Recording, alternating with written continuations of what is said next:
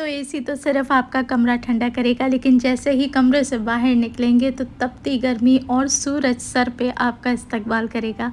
तो शदीद गर्मी को कम करने के लिए अगर आप कोई ऐसा टोटका ढूंढ रहे हैं जो अंदर से ठंडक कर दे, दिल, दिमाग, जिगर सभी चीज़ों को कूल डाउन कर दे और एक सख्त गर्मी के अंदर भी आप फ्रेश फील करें, तो एक ऐसी चीज़ आज आपके साथ शेयर कर रही हूँ ना, बड़े बड़े ब्रांड के जूसेस के आगे फेल हो जाएंगे। बिस्मिल्लाहिर्रहमानिर्रहीम, अस्सलाम वालेकुम and welcome back to my YouTube channel. मैं हूँ सिद्रा और आज आपके साथ शेयर करूँगी मैं बहुत ही ज़बरदस्त किस्म का पीच का जूस यानी आड़ू का शरबत। इसे बनाना बहुत ही सिंपल है और सही बात तो ये कि एक दफ़ा अगर बना लेना तो आप इसको महीनों रख के स्टोर कर सकते हैं। तो शदीद गर्मी में बार बार चूल्हे के आगे भी नहीं खड़ा होना पड़ेगा। तो बस बना के स्टोर कर लें और जब दिल चाहे ठंडा पानी मिलाएं और मज़ेदार सी ड्रिंक को एंजॉय करें। और जायका इसका बिल्कुल ऐसे होगा जैसे रानी जूस पी रहे हैं। तो रानी जूस अगर आपका फेवरेट है ना, तो इस रेसिपी को बिल्कुल मेरे बताए हुए तरीके से ट्राई करें। तो मैंने यहाँ पर ले लिए थे 1.5 किलो के करीब आड़ू। सीज़न का बहुत ही मीठा और विटामिन से भरा हुआ फल है, तो इसका जूस लाजमी इस्तेमाल करें गर्मी की शिद्दत को कम करने के लिए। आड़ू को अच्छे से धो लें और इसमें से मैंने 2 जो सख्त आड़ू थे ना, उनको निकाल के अलग कर दिया है। उसका यूज़ क्या है मैं आगे आपके साथ शेयर करूंगी, लेकिन अभी फ़िलहाल के लिए जितने आड़ू हैं ना, उसको छिलके के साथ ही हमने काटना है और छोटे चंक्स में इस तरीके से कटिंग कर लेनी है। वैसे तो फलों का बादशाह आम है, जिसका इंतज़ार हम सबको ही है और जिसके इंतज़ार में ही इतनी गर्मी हम बर्दाश्त कर रहे हैं। लेकिन अगर बादशाह नंबर 2 की बात की जाए तो मेरी नज़र में आड़ू है। विटामिन का ख़जाना होने के साथ साथ जायका बहुत ही बेहतरीन होता है। और अगर आप रानी जूस के फ़ैन हैं तो यकीन करें ये जो शरबत आप ट्राई करेंगे ना, ये बिल्कुल उसकी डिट्टो कॉपी बन के रेडी होगी। तो बस आड़ू को आपने कुछ नहीं करना, छोटे पीसेस में इस तरीके से कटिंग कर लें और एक बड़े पतीले में इसको ऐड कर दें। अब इसमें आपने 1 से 1.5 गिलास के जितना शामिल कर देना है पानी और अच्छे से मिक्स करके इसको चूल्हे पे चढ़ा लें। तो क्या करेंगे, चूल्हा ऑन कर दें मीडियम आंच के ऊपर और इसे बॉयल आने दें और इसके अंदर साथ ही शामिल कर देंगे चीनी। तो मैं इसके अंदर तकरीबन 1.25 कप के जितनी चीनी शामिल कर रही हूँ। 1 कप लिया और थोड़ा सा मज़ीद चीनी के 2-3 चम्मच शामिल कर दिए। इससे क्या होगा कि एक तो शरबत का टेस्ट बढ़ जाएगा और साथ ही अगर कोई आड़ू खट्टा है ना, तो टेस्ट बैलेंस हो जाएगा। अब बस हमें इसे 5-10 मिनट ही पकाना है, इतना कि चीनी इसमें बहुत अच्छे तरीके से मेल्ट हो जाए और आड़ू थोड़े से सॉफ्ट हो जाए। तो ढक्कन लगाएं और 10 मिनट के लिए इसको चूल्हे पे पकने दें।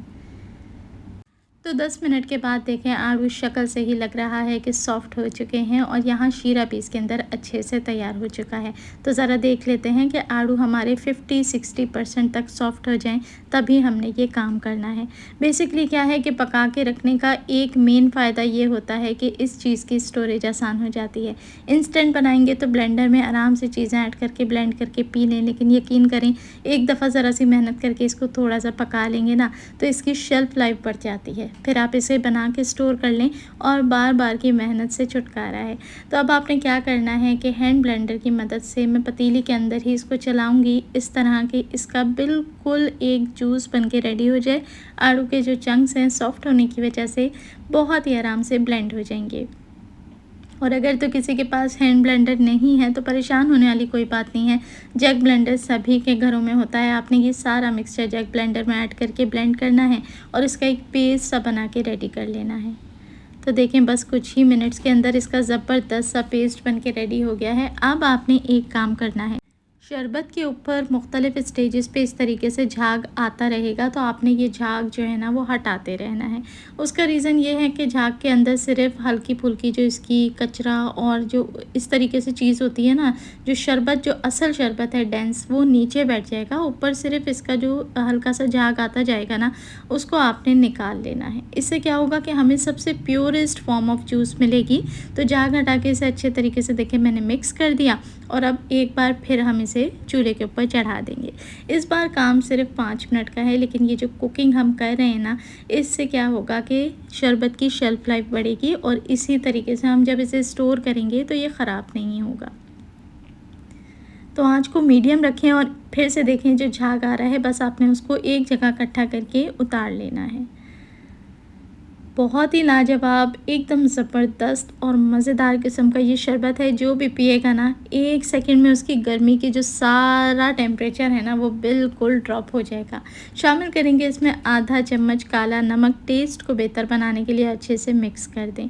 अच्छा, यहाँ पर मैं 1 से 2 ड्रॉप ऐड करूँगी येलो फूड कलर के, बिल्कुल से ऑप्शनल है, अगर आप नहीं ऐड करना चाहते तो स्किप कर सकते हैं। कलर ऐड करने से बस थोड़ा-सा इसकी लुक बेहतर हो जाती है, मार्केट स्टाइल कलर आ जाता है शरबत पे। कोई केमिकल, कोई प्रिजर्वेटिव मज़ीद इसके अंदर हमने शामिल नहीं करना है स्टोर करने के लिए।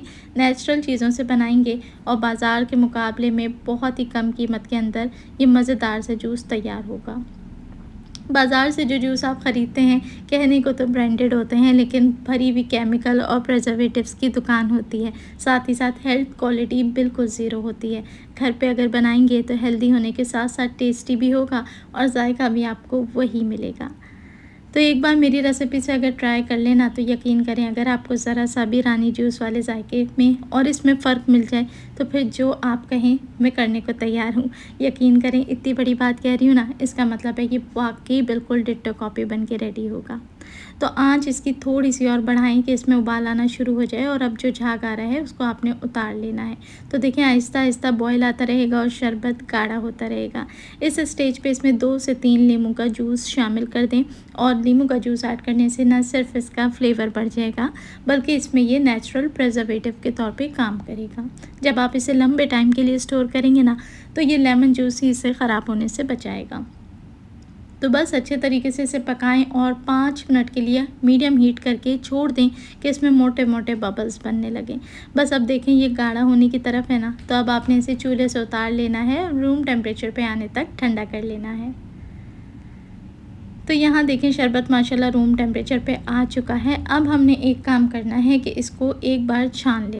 छानना इसलिए ज़रूरी है क्योंकि आड़ू के शरबत को हमने छिलकों के साथ बनाया था। मैं छिलकों को हटाना बिल्कुल नहीं चाहती थी, क्योंकि आड़ू का जो छिलका है ना, इसके अंदर विटामिन ई, विटामिन सी और विटामिन ए इतना होता है कि उसको हटाने का मतलब है कि आपने सारी ग़िज़ाइयत इसकी वेस्ट कर दी।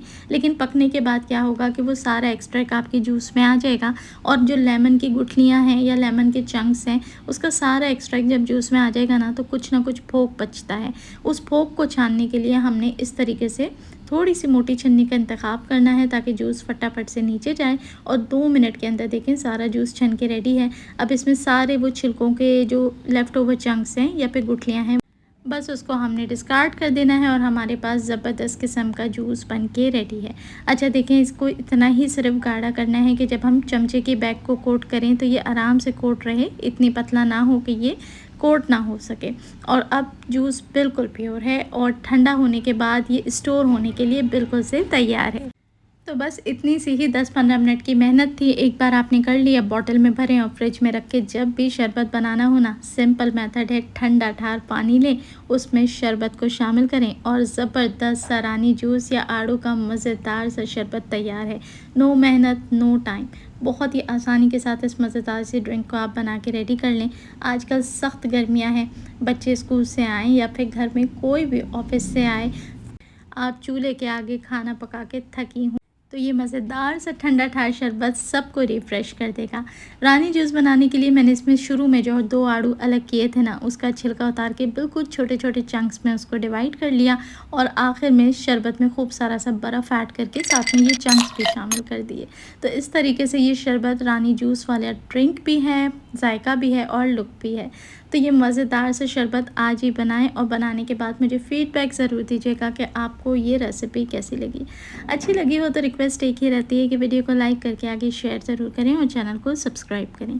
देखने वाले सभी लोगों का बेहद शुक्रिया।